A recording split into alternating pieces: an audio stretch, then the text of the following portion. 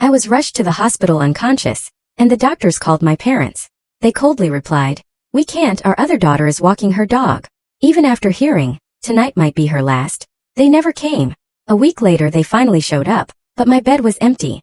All that remained was a single note, and as they read it, the color drained from their faces. Imagine waking up in a hospital bed, your body failing, doctors whispering that you might not survive the night.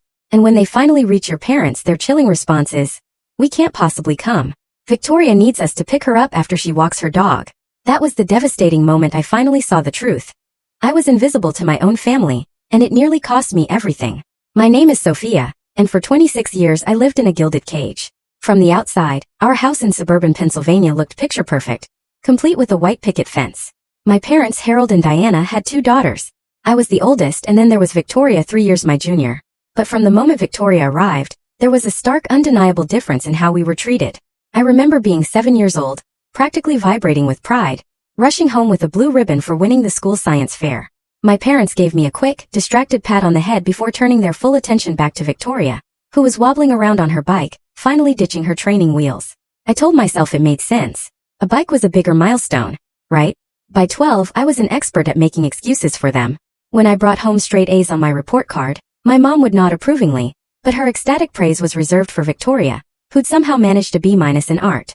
When I qualified for the state swimming championships, my dad said he was proud, but couldn't possibly attend because Victoria had a minor cold and needed him at home. I was independent, I could handle it. Victoria was younger, she needed more attention. I convinced myself these were reasonable explanations, that my achievements just vanished, while Victoria's smallest accomplishments were celebrated like national holidays. Things got even more complicated with my health. At 16, I was diagnosed with a severe autoimmune disorder, demanding daily medication and constant vigilance. Stress, certain foods, and especially animal dander could send me into a flare-up. But even this serious diagnosis seemed to be just an inconvenience to my parents. My mom would sigh heavily about rearranging her schedule for my doctor's appointments. My dad would complain about the medical bills on the drive to the emergency room. Victoria, on the other hand, was the picture of health. Energetic, outgoing, a high school soccer star. My parents never missed a single game. They'd be there with giant homemade signs screaming her name while I sat beside them, often dizzy or nauseous from a flare-up, but determined to support my sister, even when my own parents couldn't be bothered to support me. As we got older, the favoritism didn't just persist, it escalated. When college applications came around, they told me they could only afford to help one of us financially, and since Victoria wasn't academically inclined, she needed it more. So, I worked 3 jobs, clawing my way through college, maintaining excellent grades. Victoria? She dropped out after 1 semester, declared it too stressful, and my parents comforted her by buying her a brand new car. Despite all of it, I clung to hope that someday my parents would truly see me. I chased their approval, their attention, their love. I graduated with honors, landed a great job, and made sure to visit home regularly. I brought thoughtful gifts, remembered their favorite things, tried to be the perfect daughter. But Victoria remained the sun around which our family orbited. Last year, after yet another holiday where I felt like a stranger in my own home, I finally made a choice. I moved to a city about 30 miles away, close enough to visit, but far enough to build my own life, one not defined by their approval. I found a great apartment, excelled at my job. Victoria, now 23, still lived at home, cycling through temporary jobs, spending most of her time shopping and posting on social media. My parents continued to bankroll her, acting like it was perfectly normal. Then came the dog. Not just any dog, but an expensive purebred Samoyed, costing over $3,000. They knew about my severe allergies, but they didn't just approve. They paid for the dog and everything it needed. They even converted their home office into a special climate-controlled room just for him. When I expressed concern about not being able to visit anymore, my mother simply said, "You can take your medication, sweetie. Victoria really needs this dog for her emotional well-being." There it was, my family in a nutshell. Victoria's emotional well-being always trumped my physical health. Her desires always outweighed my needs. But still, they were my family. Some desperate, broken part of me kept hoping things would change. I even maintained a relationship with Victoria. She was spoiled, self-centered, yes, but I didn't think she was malicious. She just grew up where she was the priority. Sometimes, when it was just us, I'd catch a glimpse of the sweet little sister I'd built sandcastles with. Those moments kept me holding on, clinging to the fantasy that a real family connection was still buried beneath all the dysfunction. Looking back, I was setting myself up for crushing disappointment. I was living in a fantasy, refusing to accept the harsh truth of who they were, and how little they valued me. I had spent 26 years trying to earn the love that should have been freely given. It would take a near-death experience for me to finally understand that no amount of trying would ever be enough. 3 months ago, after weeks of minimal contact, I decided to try again. I called my mom, suggested dinner. To my shock, she sounded genuinely excited. That sounds wonderful, Sophia. We haven't seen you in so long. I'll make your favorite lasagna. Her enthusiasm ignited that familiar, dangerous spark of hope. Maybe they had noticed my absence. Maybe they did care. I spent the week looking forward to it, even buying a new outfit and a nice bottle of wine. I took extra medication, wanting to keep my condition stable. When I arrived that Saturday, the delicious smell of lasagna and my mom's warm hug almost made me believe. For a moment, everything felt perfect. Then I heard a bark from inside the house. My heart sank. Is Victoria's dog here? I asked, already feeling that familiar tightness in my chest. Of course Snowball is here. This is his home, my mother replied, as if it was the most obvious thing in the world. Victoria brought him back from her apartment this morning. She's staying the weekend. I hadn't even known Victoria had moved out, but that was a conversation for another time. Right now I was suffocating. Mom, you know I'm severely allergic to dogs. I can't be in the same house as Snowball for extended periods, even with medication. We talked about this. My mother's expression hardened. Well, we can't just put him outside. It's too cold and Victoria would be heartbroken. You'll be fine for one evening, Sophia. Just take another pill. Before I could respond, my father appeared, grinning. There's my girl. Come on in, dinner's almost ready. I hesitated, then stepped inside. I bought wine, a new outfit, built up all this hope. Walking away now would only cement my role as the difficult daughter. Inside, Victoria was curled on the couch with Snowball, a huge fluffy white dog who immediately started barking. Victoria barely looked up from her phone. Hey sis, look how big Snowball's gotten. Isn't he gorgeous? She buried her face in his fur, completely oblivious to my discomfort. I kept my distance, breathing shallowly. He's certainly fluffy. I didn't realize he'd be here. Where else would he be? Victoria laughed. He's family. Those words stung like a physical blow. A dog she'd owned for less than a year was family. I, their daughter of 26 years, was expected to risk my health for him. I excused myself to the bathroom, took another dose of allergy medication, and used my inhaler. I stared at my reflection, hives already forming on my neck. Just get through dinner, I told myself. Asterisk, keep the peace. It's only a few hours. Asterisk, we sat down. The lasagna was delicious, but I could barely taste it through my congested sinuses. The conversation revolved entirely around Victoria and Snowball, his training, his cute habits, his expensive organic food, the dog park events. Whenever I tried to contribute, talking about my promotion or night classes, my parents would nod politely before quickly returning to Snowball's preferences in chew toys. By dessert, my eyes were watering constantly. My breathing was labored. Hives covered most of my visible skin. Victoria finally seemed to notice. Whoa, Sophia, you look terrible. Are you having a reaction or something? Yes. To Snowball, I wheezed. I told Mom I'm allergic when I arrived. My mother frowned. I thought you were exaggerating. You always were a bit dramatic about your health issues. I am not being dramatic, I said, my voice shaking with anger and discomfort. I have a documented medical condition. My doctor has specifically warned me about prolonged exposure to animal dander. Well, you seem fine enough to eat a full dinner and dessert, my father pointed out, as if my ability to chew somehow negated my medical distress. I think I should go, I said, standing. Thank you for dinner, but I'm not feeling well. But we haven't even had coffee yet, my mother protested. And I wanted to show you the new curtains. Another time, I said, grabbing my purse. I need to get home and take more medication. Victoria rolled her eyes. You're always so serious about everything, Sophia. It's just a little allergic reaction. Pop a Benadryl and chill out. I didn't bother responding. I thanked them again, declined their half-hearted offers for me to stay, and practically ran to my car. As I drove home, my chest got tighter, my breathing harder. I stopped at a pharmacy, bought more antihistamines, and swallowed them right there in the parking lot. By the time I reached my apartment, I was utterly exhausted, physically from the reaction, emotionally from another family gathering where I felt utterly invisible. I tried to manage my symptoms, then collapsed into bed. As I drifted off, I told myself what I always did. Asterisk, they didn't mean to hurt me. They just don't understand. Victoria's their baby. I'm stronger, more independent. I don't need their attention. Asterisk, but a small, insistent voice whispered a different truth. Asterisk, they understood perfectly well. They just didn't care enough to change. And no amount of strength or independence could fill the void left by parents who consistently chose someone else over you. Asterisk, I pushed that voice away and fell into a troubled sleep, unaware that this relatively minor incident was just the beginning of a health crisis that would finally force me to confront the painful reality of my family dynamic once and for all. 3 days later, I woke up feeling like an elephant was sitting on my chest. My skin was burning with hives, and when I tried to stand, the room spun. I called my doctor's office, leaving a message about my worsening symptoms. This wasn't my first severe reaction, but it was definitely among the worst. Usually I'd peak and then subside. Getting worse on day 3? That was terrifying. I had an important presentation that day, weeks in the making. Missing it wasn't an option in my mind. I'd spent my entire life pushing through illness to meet expectations. Today would be no different. As I drove to work, memories of past health crises flooded my mind. At 17, my first major autoimmune flare, hospitalized for 3 days. My mother visited once for less than an hour, saying Victoria had a recital. My father called daily but never came. Hospitals made him uncomfortable. Pneumonia in college, too sick to walk to the bathroom.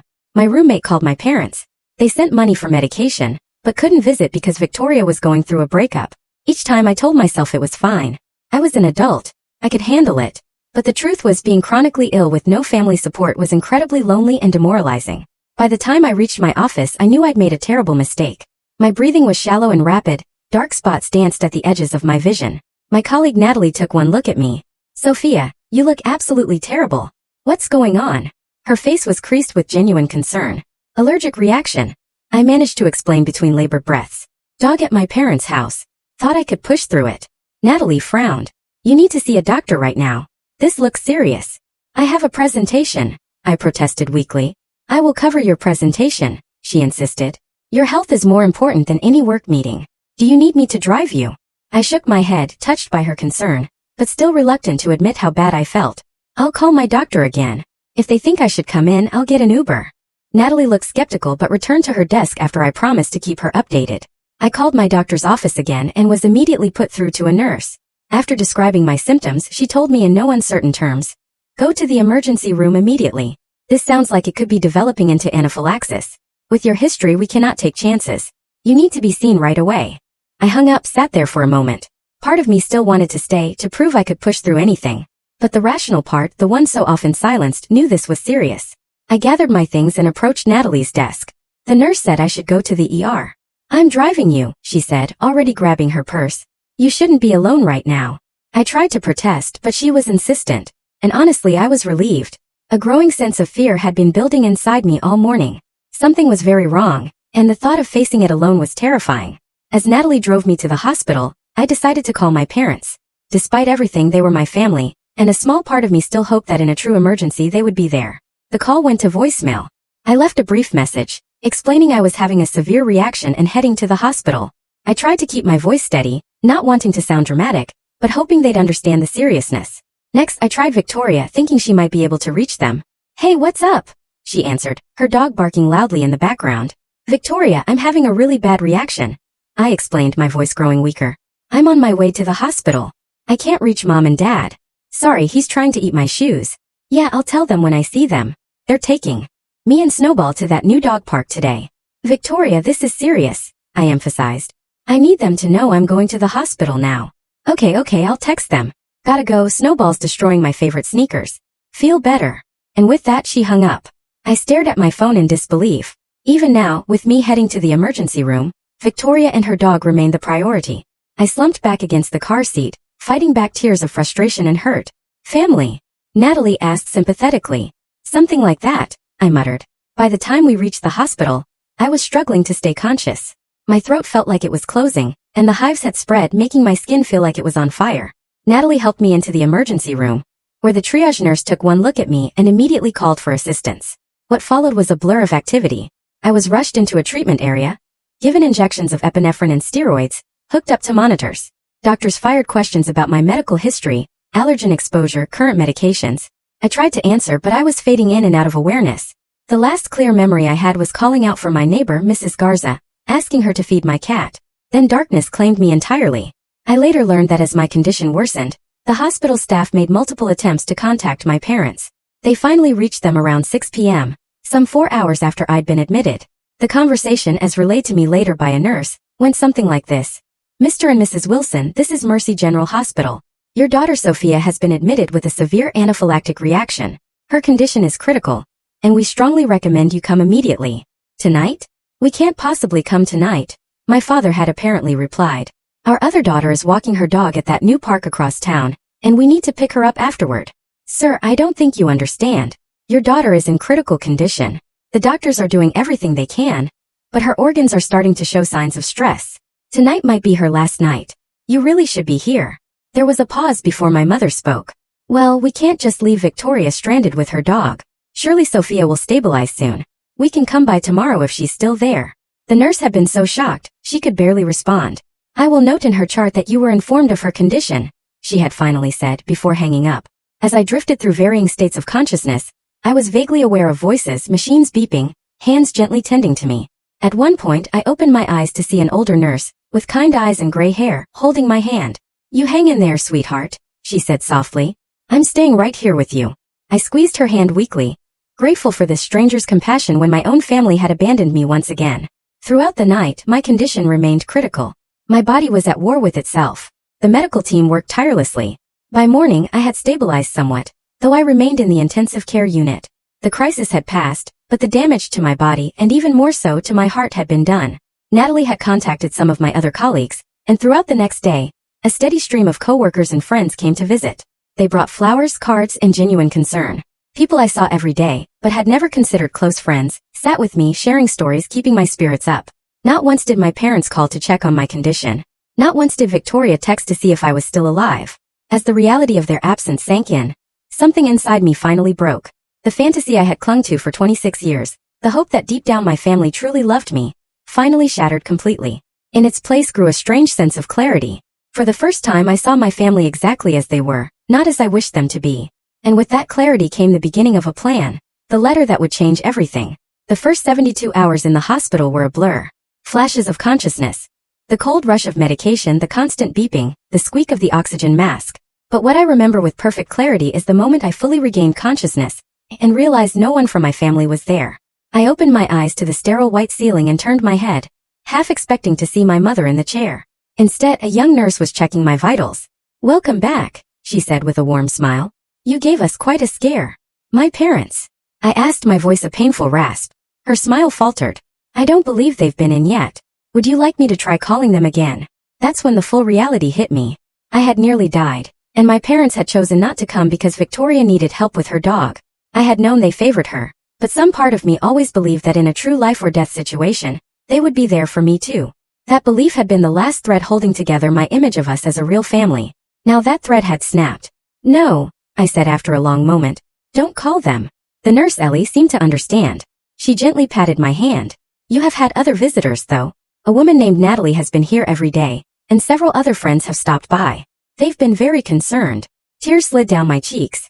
Colleagues and casual friends had shown more care than my own parents. The contrast was both heartbreaking and illuminating. Throughout that day, as my condition stabilized, I learned more. Dr. Rivera, an immunologist, explained the severity of what my body had endured. You experienced a particularly severe biphasic anaphylactic reaction, she explained.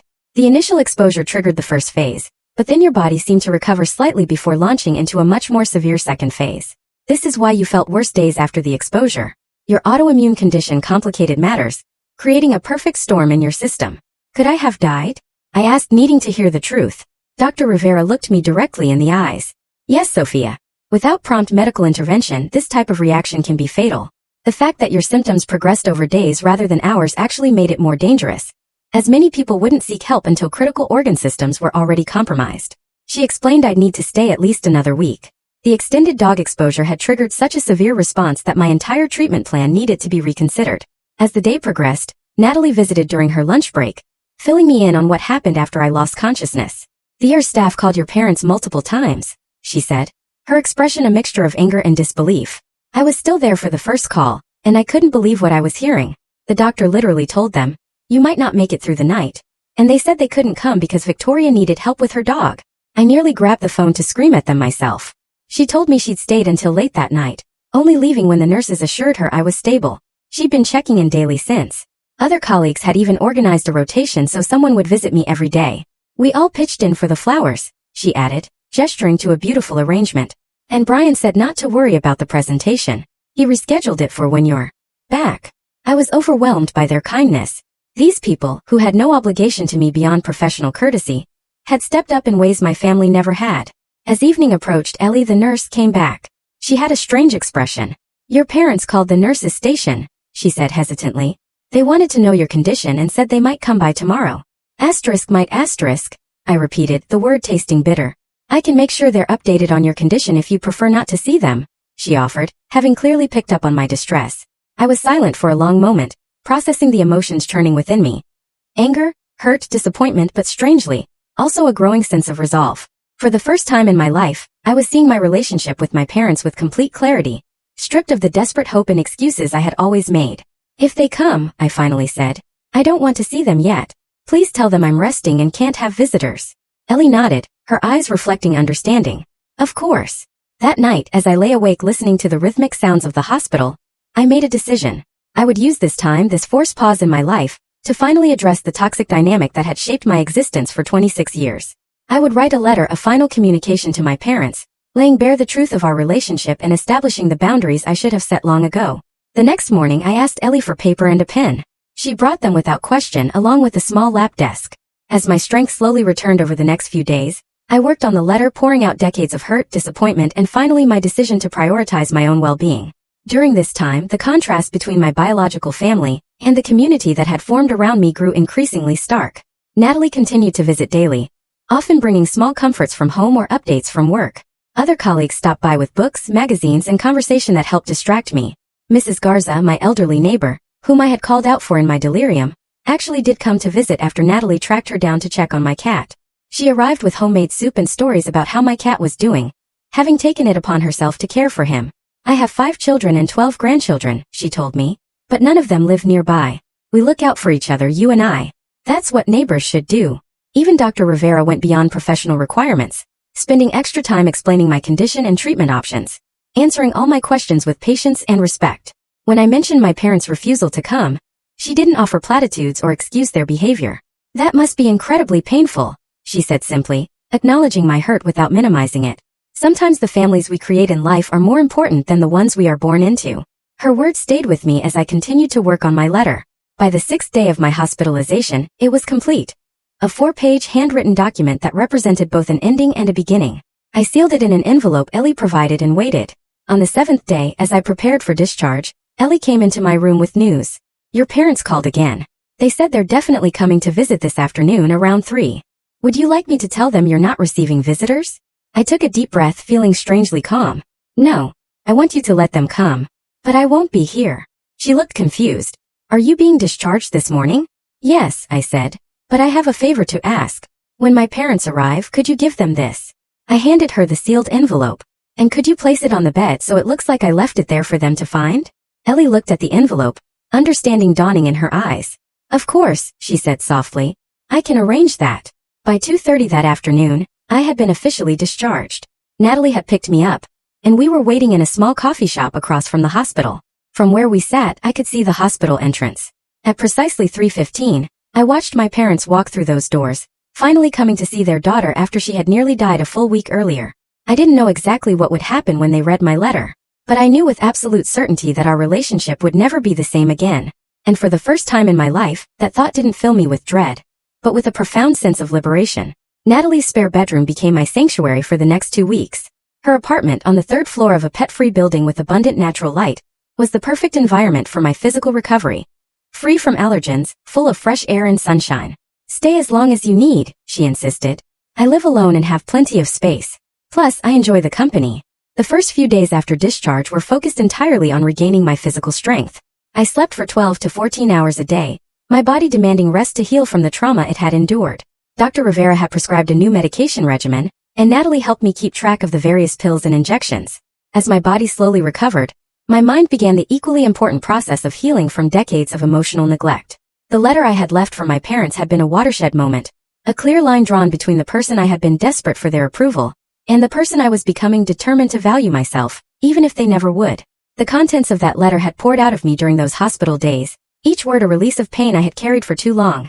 Dear Mom and Dad, by the time you read this, I will have been discharged from the hospital where I spent a week fighting for my life. The doctors called you the first night and told you I might not survive until morning. You chose not to come because Victoria needed help walking her dog. This was not the first time you have chosen Victoria over me. It has been the pattern of our family since my earliest memories. For 26 years, I have made excuses for your behavior. I have told myself that Victoria needed you more, that I was stronger and more independent, that someday you would see me and value me equally.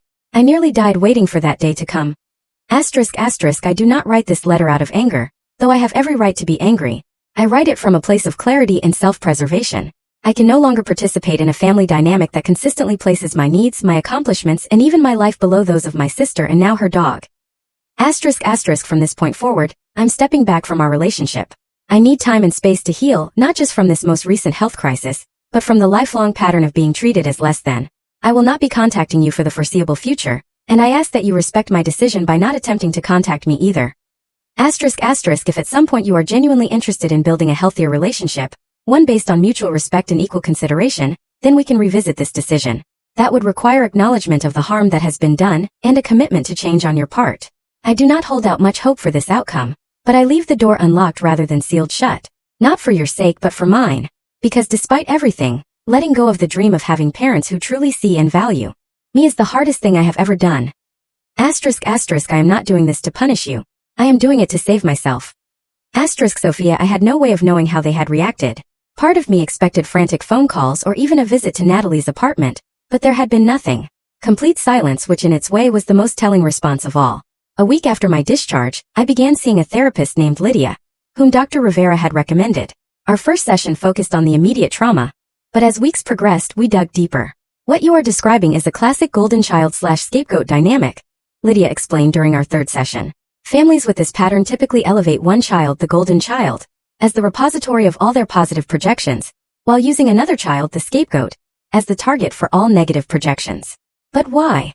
I asked. What did I ever do? Nothing, Lydia said firmly. This has nothing to do with anything you did or didn't do. This dynamic develops from the parents' own unresolved issues. The golden child makes them feel good about themselves because that child's dependency validates their importance. The more independent child often becomes the scapegoat precisely because their self-sufficiency threatens the parent's sense of being needed. Her explanation struck a deep chord. My entire life I had believed that if I could just achieve enough, be perfect enough, earn their love, things would change.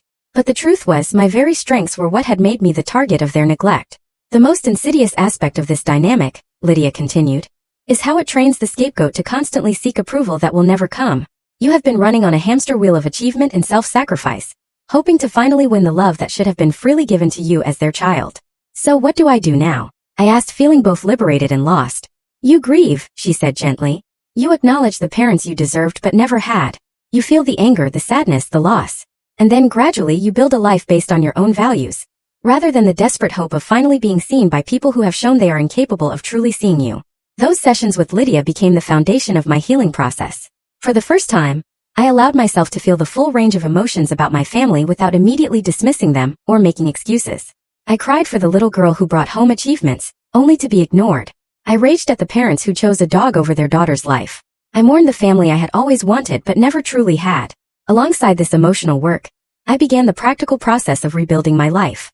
2 weeks after leaving the hospital, I felt strong enough to return to my own apartment.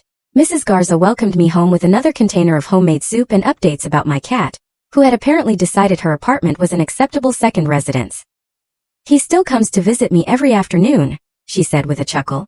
I think he's decided we're family now. Her casual use of the word family made me smile. Perhaps family wasn't defined by blood, but by who showed up when it mattered. As I settled back into my apartment, I made several significant changes. I invested in high-quality air purifiers for every room. I updated my emergency contacts, removing my parents and adding Natalie and, after asking her permission, Mrs. Garza. I even changed my advanced medical directive to specifically state that my parents should not be consulted for medical decisions if I was incapacitated. 3 weeks after my discharge, I felt ready to return to work. My colleagues welcomed me back with genuine warmth, and Brian, my supervisor, assured me my position was secure. Take it easy your first week back, he advised. Your health comes first. The work will still be here. His consideration, so different from what I had experienced from my family, reinforced my growing understanding that respect and care should be normal, not exceptional, in relationships. Throughout this time, I maintained my silence with my parents. Victoria had texted once a casual, "Hey, how are you feeling?" as if I'd had a minor cold. I responded with a brief recovering thanks, but didn't elaborate. My parents finally called 4 days after reading my letter. I let it go to voicemail. My mother's message was short and strained. "Sophia, this is your mother. We got your letter. I think you are being very dramatic about this whole situation.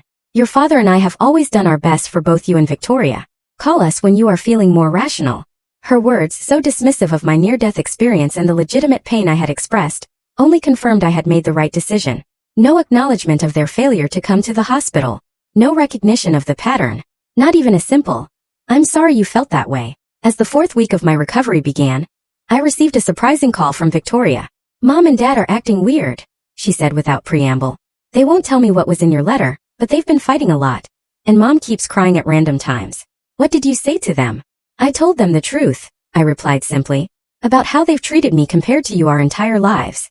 About how they chose not to come to the hospital when doctors said I might die, because you needed help with your dog." There was a long silence. When Victoria finally spoke, her voice was subdued. "I didn't know it was that serious. They just said you were having an allergic reaction and would be fine. Would you have done anything differently if you had known?" I asked, genuinely curious. Another pause. "I don't know," she admitted. "I guess I've never had to think about it before. Things have always revolved around what I want." Her honesty was surprising and in its way refreshing. "That's not your fault," I said. "That's how they raised you. But I can't be part of that dynamic anymore. It nearly killed me, literally." "Are you saying you don't want to be my sister anymore?" There was a hint of the little girl I had once built sandcastles with in her voice. "No," I said softly. "I'm saying I need to rebuild my relationship with myself first. I've spent my whole life trying to earn love from our parents by being perfect, achieving everything, never complaining. It's left me hollow inside. I need to learn who I am when I'm not desperately seeking approval." "I didn't know you felt that way," Victoria said. "You always seemed so together, so strong." "That was the mask I wore," I explained. "But underneath I was drowning." Our conversation ended shortly after, with no real resolution, but perhaps a small crack in the facade of our family dynamic. I didn't know if Victoria would reflect on what I had said, or immediately dismiss it. I didn't know if she would report back to our parents. For once I decided not to worry about any of that. Their reactions were their own responsibility, not mine. As I prepared for bed that night, I stood before my bathroom mirror and really looked. The physical toll of my health crisis was still visible, but there was something else there too. A steadiness in my gaze that hadn't been there before. The desperate need for approval that had driven me for so long was beginning to fade, replaced by something quieter, but far more powerful: self-acceptance. The journey ahead wouldn't be easy. Decades of unhealthy patterns couldn't be undone in a few weeks. But for the first time I was facing that journey not as the family scapegoat seeking redemption, but simply as Sophia, a woman worthy of respect, consideration, and love exactly as she was. The day my parents finally came to the hospital, only to find my empty bed and my letter, was a pivotal moment in all our lives. Though I wasn't physically present to witness it, what I know about their reaction comes from Ellie, the nurse, who had become something of an ally. She called me the day after my discharge. "I hope you don't mind me reaching out," she said. "I just thought you might want to know what happened when your parents arrived." I did want to know, though part of me feared the answer. "Please tell me." "They came right at 3 like they said they would," Ellie recounted. "I directed them to your room and told them you'd been discharged earlier. Your father seemed annoyed, asking why no one had called to tell them. Your mother went straight to the bed and saw your letter." According to Ellie, my mother picked up the envelope, saw my distinctive handwriting. She called my father over, and they opened it together, standing side by side at the foot of the empty hospital bed. "I gave them privacy," Ellie continued, "but I could see them through the window. I've never seen someone's expression change so dramatically. Your father's face turned red, then almost purple. Your mother went completely white, like all the blood drained from her face at once. She sat down on the bed about halfway through reading, like her legs couldn't hold her anymore. When they finished, my father crumpled the letter in his fist, then immediately smoothed it out again, as if regretting the impulse. My mother simply sat there staring at nothing. They stayed in that room for almost 45 minutes, Ellie said. Not talking much, just sitting there.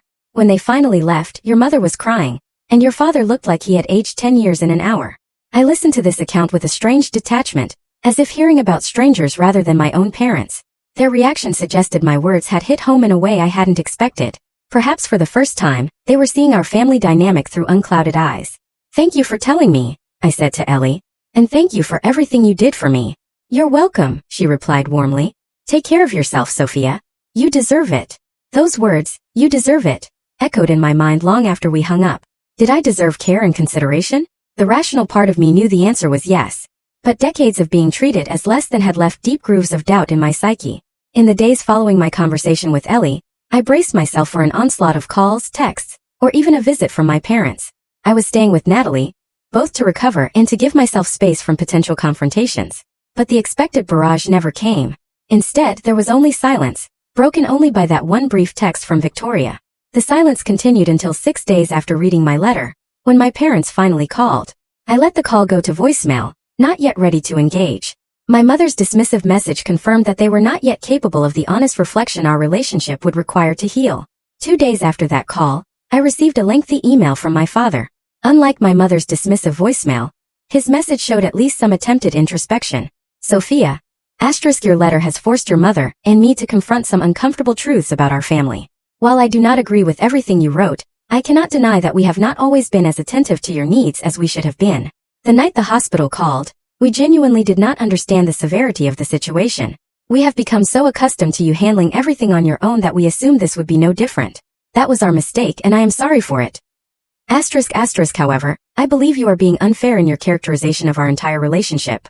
We have always been proud of your achievements and independence. Perhaps we did not show it in the ways you needed, but that does not mean the feeling was not there. I hope you will reconsider your decision to cut us off. Victoria misses you, and despite what you may believe, so do we. Dad. His words reflected the beginning of awareness, but stopped far short of true understanding. The line about being proud of my achievements, without acknowledging they had never bothered to attend my graduations or other milestone events, spoke volumes. His assertion that they didn't understand the severity of a situation where doctors explicitly said, I might not survive the night revealed how deeply ingrained their dismissal of my needs truly was. I didn't respond to the email. Instead, I forwarded it to Lydia, my therapist, and we discussed it in our next session. This is actually quite typical, she observed. There's acknowledgement of the specific incident that triggered the confrontation, but resistance to seeing the larger pattern. Note how he says you're being unfair in your characterization, essentially telling you that your lived experience is incorrect. Should I respond? I asked. That depends entirely on what you want from this interaction, she replied. If you're hoping for full acknowledgement and change, this email suggests they aren't there yet. If you want to maintain some connection while establishing boundaries, a brief, neutral response might be appropriate. If you truly need complete space right now, silence is a valid option. After careful consideration, I decided to send a brief reply. Dad, thank you for acknowledging that you should have come to the hospital. That means something to me. However, this is not about one incident. It is about a lifelong pattern that nearly cost me my life. I need time and space to heal both physically and emotionally. I hope you can respect that. Sophia short, direct, maintaining my boundary while acknowledging his small step toward understanding. I didn't receive a reply. As the weeks passed, and I settled back into my apartment and work routine, the silence from my parents continued. Victoria, however, began to reach out more frequently. Her texts evolved from casual check-ins to more thoughtful inquiries about my recovery, and eventually tentative questions about our childhood. Was it really that bad for you growing up? She asked during one phone call about a month after my hospital discharge. I always thought about how impressive you were. That was the outside, I explained. Inside, I was constantly striving to be perfect enough to finally earn Mom and Dad's attention and approval. Do you remember my high school graduation? I was valedictorian, but Mom and Dad left right after the ceremony because you had a minor cold. I do remember that, she said slowly. I didn't even have a fever. Mom just said I looked peaked and needed to rest. And my college graduation, they missed it entirely because you had a date that night and needed help choosing an outfit. I had forgotten about that, she admitted, her voice small. When you put it all together like that, it does sound really bad. These conversations with Victoria were complicated. On one hand, she had been as much a product of our dysfunctional family system as I had been, just playing a different role. On the other hand, she had benefited from that system at my expense for our entire lives. I tried to balance honesty about my experience with the understanding that her awakening to the reality of our family dynamic would be its own painful journey. 6 weeks after my hospital discharge, when I was fully back at work and settling into my new normal, the confrontation I had been both expecting and dreading finally occurred. My parents showed up at my apartment unannounced on a Saturday afternoon. I saw them through the peephole and considered not answering, but after taking a deep breath and centering myself, I decided to face them directly. I opened the door but didn't invite them in. Sophia, my mother said, her voice wavering slightly. You look well. What are you doing here? I asked, keeping my tone neutral. We need to talk, my father said. This has gone on long enough. You can't just cut your family out of your life because of one misunderstanding. The minimization of my near-death experience as a misunderstanding sent a flare of anger through me, but I kept my expression calm. This is not a good time. If you want to talk, you need to call first and respect my boundaries. Boundaries? My mother scoffed. We need permission to see our own daughter? Actually, you do, I said firmly. That is exactly what a boundary is. I asked for space in my letter, and showing up unannounced at my home is disrespecting that request. This is ridiculous, my father huffed. Victoria said you've been filling her head with all sorts of accusations about us being bad parents. We have done everything for you girls. I have only told Victoria the truth about my experience, I replied. If that conflicts with the story you have told yourselves about our family, that is something you need to examine. My mother's face crumpled. How can you be so cold? Do you know how much you have hurt us with all this? The familiar guilt began to rise in me, the lifetime habit of taking responsibility for their feelings. But I pushed it back down. I nearly died, Mom. Alone in a hospital. Because you and Dad chose Victoria's dog over coming to be with me. I am not responsible for your feelings about that reality. They continued to push, using every tactic that had worked in the past. Guilt, obligation, dismissal of my experience, appeals to family loyalty. But something had fundamentally changed in me. The desperate need for their approval that had driven me for so long had been replaced by a clear-eyed understanding of my own worth and the treatment I deserved. After 15 minutes of circular conversation that was getting nowhere, I finally said, I'm going to close the door now. Please do not come back unannounced. If you want to talk, call or email first and respect my answer if I say I'm not ready. This is not over, my father said as I began to close the door. You are right, I agreed.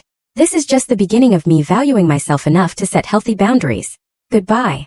I closed the door, then leaned against it, my heart racing but my resolve firm. For the first time in my life, I had stood my ground with my parents without being consumed by guilt or the desperate hope of finally earning their approval. Moments later, my phone buzzed. It was Victoria. Mom and Dad came home really upset. Dad keeps saying you've changed. Mom is crying in their bedroom. What happened? I replied simply, I stood up for myself. It's new for all of us. Her response came after a long delay. I think I need to learn how to do that too. Those words, so unexpected, gave me the first real hope that something positive might emerge from this painful upheaval. Not a fantasy reconciliation where my parents suddenly became the loving, supportive people I had always longed for, but perhaps a healthier relationship with my sister, and new patterns for both of us going forward. The letter I had left on that hospital bed had indeed changed everything. Not by magically transforming my parents, but by finally giving me permission to transform myself, from a perpetual people-pleaser, desperate for approval, into a woman who knew her own worth, and was no longer willing to accept crumbs of affection where a feast of love should have been. 6 months have passed since that day I left the letter on my empty hospital bed. 6 months of healing, growth, and profound change. I sit here in my new apartment in a different city, reflecting on how much has shifted both around me and within me. The physical reminders of my near-death experience have faded. My new medical regimen has kept my autoimmune condition stable, and the constant anxiety that once accompanied that vigilance has subsided. Moving to a new city was a decision I made 2 months after my hospital stay. I needed a fresh start, somewhere without the shadows of old patterns clinging to familiar corners. My company was supportive, allowing me to transfer to a different branch. My new apartment is perfect for my health concerns, on the top floor with state-of-the-art air filtration. What has been most remarkable is discovering how many people were ready to step up and become my support system when I finally created space for them in my life. Natalie visits every other weekend, and we've developed a friendship that goes far beyond our original work connection. Mrs. Garza and I speak weekly, exchanging recipes and stories. She reminds me of the grandmother I never had. I've made new friends in my new city, joining a book club and a hiking group for people with chronic health conditions. These relationships are different from any I had before. Without the desperate need to please that had colored all my previous interactions, I found myself capable of authentic connections based on mutual respect and genuine care. My relationship with my biological family has evolved in ways both expected and surprising. My parents and I maintain minimal contact. They call once a month, and I answer when I feel emotionally equipped to handle the conversation. These calls are brief and superficial, but they no longer leave me feeling drained and inadequate. I have accepted that they may never be capable of the deep, nurturing relationship I once craved. And strangely, that acceptance has freed me from the constant disappointment of unmet expectations. Victoria, however, has undergone a transformation I never anticipated. 2 months after my hospital stay, she moved out of my parents' house and into her own apartment. She even rehomed Snowball with a family friend who had a large yard and children who adored him. I realized I never actually wanted a dog, she confessed during one of our increasingly frequent calls. I just wanted Mom and Dad's attention, and they always gave me whatever I asked for. It wasn't fair to Snowball or to you. That level of self-awareness from my previously self-absorbed sister shocked me. When I asked what had prompted this change, her answer was both simple and profound. Your letter. Not the one you left for Mom and Dad, but what you told me about having to be perfect to try and earn their love. It made me look at myself and realize I've been doing the same thing, just differently. I was being the dependent, needy daughter because that got me their attention, but it was making me into someone I don't actually want to be. Victoria and I now meet for coffee once a month. Our relationship is still healing, still finding its new shape, but there is an honesty between us that never existed before. We are learning to be sisters without the distorting lens of our parents' favoritism. Therapy continues to be a cornerstone of my new life. Lydia has helped me understand that the healing process is not linear. There are still days when the old habits of thinking try to reassert themselves, days when I catch myself overachieving to prove my worth, or minimizing my needs to avoid being difficult. But now I recognize these patterns for what they are. Echoes of a dynamic I have chosen to leave behind. One of the most powerful lessons I've learned is about the nature of family itself. Blood relationships are given to us by circumstance.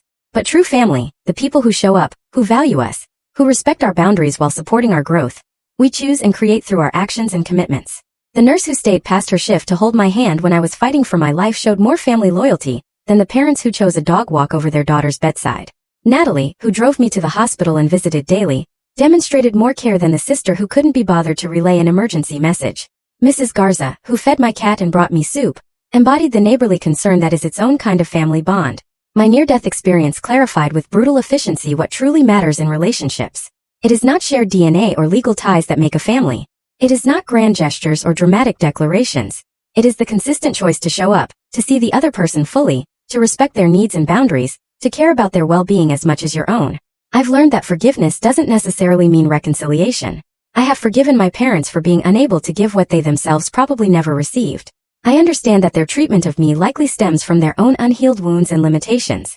But that forgiveness doesn't obligate me to continue participating in a dynamic that caused me immense pain and nearly cost me my life. Perhaps the most profound lesson has been about my own worth.